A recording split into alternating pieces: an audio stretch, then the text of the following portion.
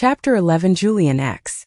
The counselor carefully scrutinized ZhouDu for a moment. She had seen a complicated expression of unspeakable irritation flash across the young man's face, which made him seem more than ordinarily young and lively. She was almost a little astonished by this. ZhouDu had been referred to Dr. Bai some years ago. His previous counselor had been her Shidi, an expert in young people's problems. Before that he had gone through an unknown number of counselors. Probably ZhouDu himself didn't clearly remember how many. It sounded as though he was simply a difficult person. When referring the patient to her Shidi had naturally contacted her in advance. Dr. Bai had wanted to know what problem had brought this child to seek psychological counseling, and also why his current counseling couldn't continue. In fact, I don't know what his problem is, her Shidi had said. He's pretty cooperative. If you ask him to say something, he'll talk about it. I've tried to discuss the problem of the lack of affection during his childhood, and his mother's unfortunate death and so on. He doesn't evade anything. His manner is very sincere. When you don't have anything to say next, he'll sometimes even very considerately hand you the next topic. Baijia, you understand, right? Dr. Bai had quickly heard his implication. The patient was uncooperative. Dr. Bai had been working for many years. She had seen each and every type of uncooperative client. There were the ones who fabricated things during the evaluation. There were the ones whose relatives were forcing them, who persisted in thinking they didn't have a problem. There were also those who thought themselves very clever and tried to reverse analyze the counselor, and the process became a battle of wits. A psychological counselor wasn't all-powerful. There would always be some people who, for various reasons, would never be able to build a relationship of mutual trust with the counselor, and the counseling would fail in the end. These patients were either referred to others or slowly gave up on psychological counseling and didn't come again. ZhouDu was, without a doubt, a special case among special cases. He belonged to the type that fabricated at the initial evaluation, and moreover his fabrication was totally unassailable. He was also an engaging conversationalist during the sessions. He evaded very little. At first glance he even gave the impression of having nothing to hide. When he had been a little younger, he had already been very adept at self-control. If the conversation touched on a sensitive subject, he would display neither aggression nor defensiveness towards the counselor. His emotional feedback was direct from start to finish. The only problem was that it was too direct. Encountering keenly felt pain, the healthiest and most powerful person still couldn't maintain an inward intellectual calm from start to finish. After all, a mighty AI only needs to have its batteries charged. It doesn't need psychological counseling. Dr. Bai used countless methods without being able to establish an effective doctor-patient channel of communication. She could only lay down her cards and acknowledge to him, "My level of expertise ends here. I may not be able to help you. If you believe you still need help, I can try referring you to a better counselor." She hadn't expected ZhouDu to refuse. Further, after going through over a month of treatment with no outcome, like someone with more money than brains, he had doubled the counseling fee, buying out the last 2 hours of Dr. Bai's schedule every Wednesday evening. And every time he came, he would very sweetly compliment, "I feel very comfortable here with you. It's really helping me." If Dr. Bai didn't think she was old enough to be his mother, it was possible she would have gotten the wrong impression and suspected this little playboy was coming to try to pick her up. There weren't so many things worth talking about in his ordinary life, so ZhouDu would borrow a book from her, then come to return it the week after. He would discuss the borrowed book with Dr. Bai, just as if he wasn't coming for psychological counseling but instead was doing graduate studies with her. Very slowly, she found that although the effects were slight, this method could sometimes make him reveal a bit of his true ideas, though as soon as she tried to follow up, he would once again very cunningly avoid her. He was like a person living sealed in a castle, surrounded on all sides by an iron fastness with only one clear window, from behind which he quietly observed the people outside. Only by remaining very composed could you make him cautiously open the window a crack.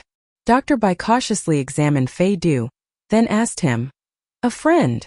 A practical joker who bites the hand that feeds him?" ZhouDu ground his teeth lightly and put his phone back in his pocket. "I'll be going now. I'll come bother you again next week." According to habit, Dr. Bai saw him to the door. With one hand on the door, ZhouDu signaled behind him with the other that there was no need to see him out. Then he suddenly remembered something and said, Right, Dr. Bai, I suppose next week will be my last time coming. I thought I should tell you ahead of time so you could arrange to give the time to someone else. Dr. Bai froze and automatically asked, You feel that your problem has been resolved? You won't need to come again after this. ZhouDu nodded. Yeah, lately I've felt like I've slowly been moving on from where I started and sampling new modes of life. I'm very grateful for your help all these years. Dr. Bai smiled bitterly. But I still don't know where you started. It's enough that I know. ZhouDu smiled at her. We'll chat again next week. The next morning, Yin City's much bemoaned great traffic restriction continued. As for one person, once again riding a jangling broken-down bicycle, looking like he was delivering takeout, some cat hair still stuck to his pant leg, in this condition having an unavoidable encounter with his luxury sedan-driving rival in love. Who knows how another person would have reacted? Captain Luo, anyway, was habitually shameless. His psychological quality was sufficiently firm. His pedaling gave the bicycle the imposing bearing of an aircraft carrier. Using the foot brake, he stopped the bike by the side of the road and raised his chin at ZhouDu. Come to give charity to the comrades at the traffic police team again, you local tyrant? In a while I'll have them give you a wholesale VIP parking ticket. ZhouDu unhurriedly opened his mouth to return fire. I still get hit with a ticket when accompanying a friend's sister to cooperate with a police investigation? Captain Luo, your bureau truly won't attend to legitimate business, if there's no way to make a profit off of it. Then he looked the doors of the city bureau up and down, the words tisk, how poor clearly hanging on the corners of his eyes and the tips of his brows. Luo Wenzhou looked behind him and saw a young man and woman get out of the car. The girl's eyes were red. Looking closely, there was some resemblance to Zhang Donglai. Luo Wenzhou got off his bike-shaped carrier. Zhang Ting. Zhang Donglai had a little sister named Zhang Ting. Luo Wenzhou wasn't well acquainted with her. After all, she was a well-behaved young lady who didn't get tossed in little dark rooms in police stations for speeding like her useless big brother. Zhang Ting was about to answer when the man next to her stopped her. The man walked up, gave Luo Wenzhou a business card, and rushed to open his mouth before Zhang Ting could. Hello, officer. I'm a lawyer. I have accepted the position of assisting the party Zhang Donglai. I'd like to understand something of the circumstances of the investigation from you. Luo Wenzhou frowned, his gaze scraping over the lawyer's face. When he was neither speaking nor smiling, his countenance had a sort of haughty coldness. Luo Wenzhou didn't move to accept the business card. He looked at ZhouDu. ZhouDu was leaning against the car playing on his phone as if the matter was no concern of his. Luo Wenzhou spoke past the lawyer to Zhang Ting. Did you talk to your family about hiring a lawyer? Does your uncle know? Zhang Ting stared. Without waiting for her to answer, Luo Wenzhou took the lawyer's business card and smiled hypocritically. You came very promptly. 24 hours haven't passed yet. In these circumstances, the sooner a lawyer gets involved, the better. Isn't that right? Not to be outdone, the lawyer gave him a fake smile in return. We've come to safeguard the party's fundamental rights. Just then, a weak greeting came from behind them. Good morning, Captain Luo. Luo Wenzhou looked around and saw Xiao Haiyang standing at the door hugging a stack of folders. The day before he'd been brought to the city bureau by Tao Ran. Today, unexpectedly showing initiative, he'd come himself. Perfect. Luo Wenzhou looked at him and smiled. Pointing behind him, he said to the lawyer, Why don't you go and speak to the person in charge of this case? You there, go on. Xiao Haiyang still hadn't come around from inexplicably having a lawyer thrown full in his face by Luo Wenzhou when the lawyer started pestering him with a string of questions. He was entirely bewildered. Where's Deputy Captain Tao? Luo Wenzhou smiled benevolently at him. Tao Ran had some business at home to take care of. He asked for the day off. Xiao, this case is still your people's responsibility after all. You'll be able to tell it best and clearest. Having disposed of Xiao Haiyang and the lawyer, Luo Wenzhou grew serious and turned to ZhouDu. What's this all about? ZhouDu raised his eyebrows.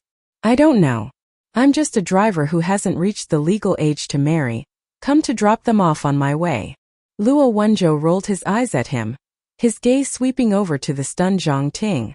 He got out his phone, clicked a few times and pulled up a photograph of He Zhongyi. I'll make this short. Have you seen this man? presented without warning with a human face. Zhang Ting was startled into backing up. She instinctively hid behind Fei Du. Fei Du raised his hand to block Luo Wenzhou's wrist. Can't you be a little more polite to a young lady? Zhang Ting. Fixing a look on Zhang Ting, Luo Wenzhou said in a quiet but severe voice. This man was killed 2 nights ago. Your brother is under serious suspicion.